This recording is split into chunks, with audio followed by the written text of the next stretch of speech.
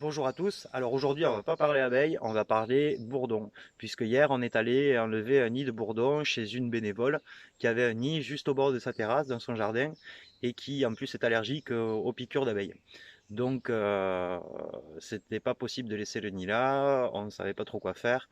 Donc, on a pris l'initiative d'aller déterrer le nid pour le remettre en ruchette et garder cette colonie au lieu de la tuer. Donc, je vous propose de regarder les images du nid qu'on est allé chercher.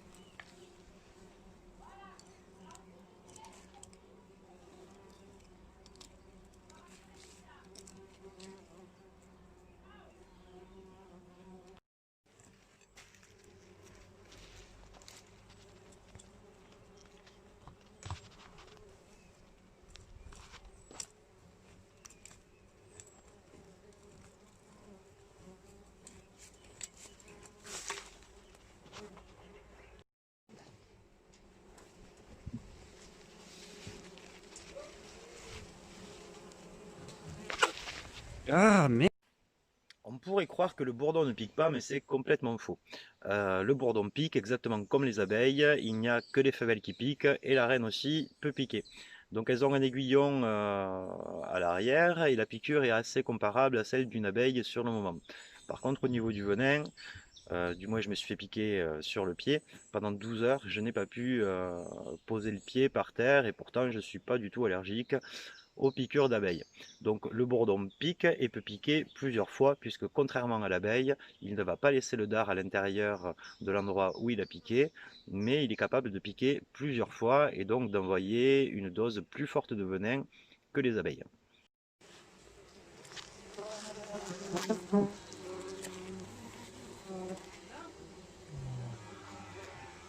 je crois que je le vois, le nid. Tu vois, c'est ça, Est-ce que Gaël. vous avez vu la chose? Tu vois, ce truc-là. Bon, j'aime pas du tout, là. Eh? J'aime pas ça du tout, moi, là.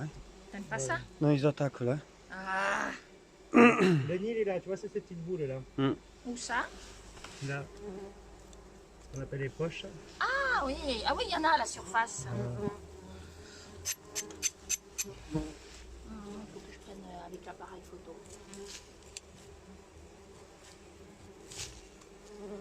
Ça ne bouge pas, Nico.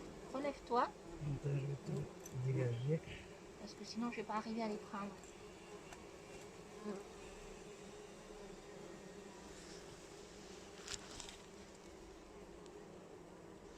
Je zoome petit à petit. Mais merci.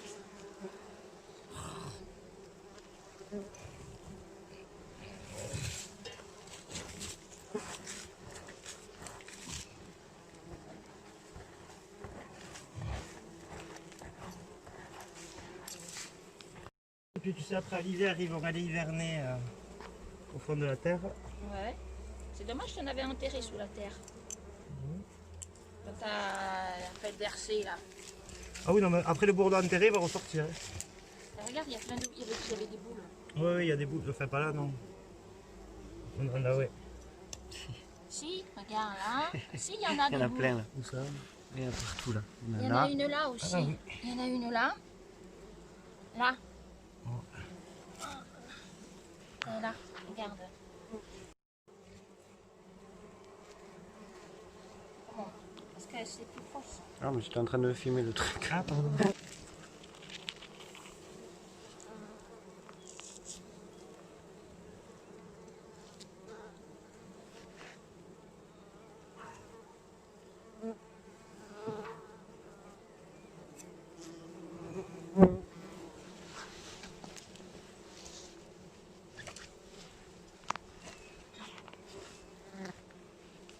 Oh là là.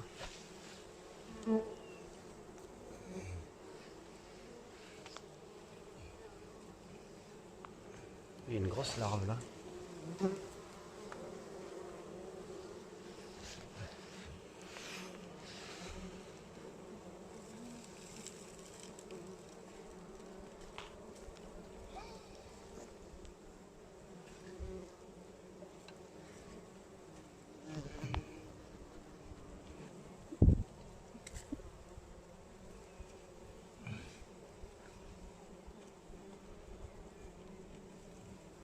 bourdon produit du miel également. Alors, c'est insoupçonné, mais le bourdon produit du miel. Il ne produit pas du miel comme les abeilles, c'est-à-dire les abeilles vont amasser beaucoup de miel à l'intérieur de la ruche pour créer des réserves. Le bourdon, non, il ne va chercher juste ce qui lui est nécessaire pour nourrir sa colonie. Donc c'est pour ça qu'on ne va pas trouver de miel de bourdon, mais il faut quand même savoir qu'à l'automne, une colonie de bourdon est capable de produire 1 litre de miel par jour. 1 litre de miel qui ne servira uniquement à nourrir la colonie.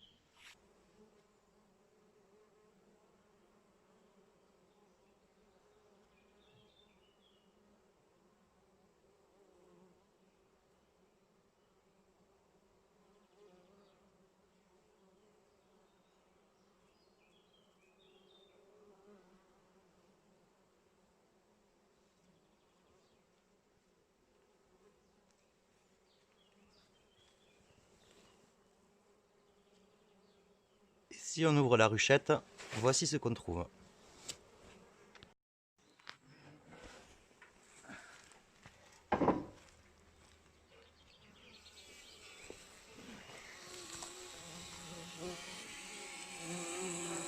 Alors ici on peut voir les bourdons d'un peu toutes les tailles qui sont en train de reconstruire le nid. Ici à l'intérieur ce sont des poches où on va stocker le miel et où les larves vont naître. Donc un peu sur le même principe que les abeilles. Donc ces poches sont faites en cire. Et le nid est composé comme ça.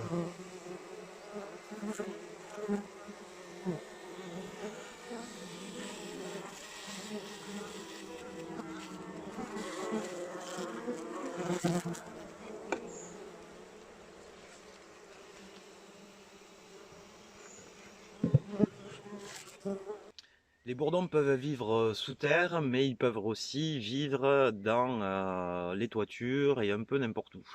Donc quand ils vivent sous terre, en fait, ils vont souvent récupérer des nids de souris.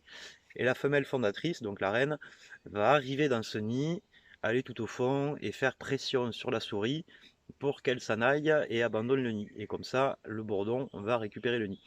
Donc c'est comme ça que fonctionnent les bourdons. Donc pour trouver le bourdon, il faut suivre la galerie qui des fois se trouve à quelques mètres au fond du sol. Donc on viendra voir régulièrement ce nid de bourdon, on vous donnera des nouvelles pour savoir comment il évolue. Donc l'avantage de l'avoir en ruchette, c'est qu'on pourra l'ouvrir et pouvoir l'observer de plus près. Donc à suivre. Alors le bourdon il pique, la preuve, je me suis fait piquer au pied, on voit le beau trou. Alors sur le moment ça fait pas plus mal qu'une abeille, mais après ça gonfle. Et suivant là où c'est, ça fait très mal, parce que moi du coup je boite.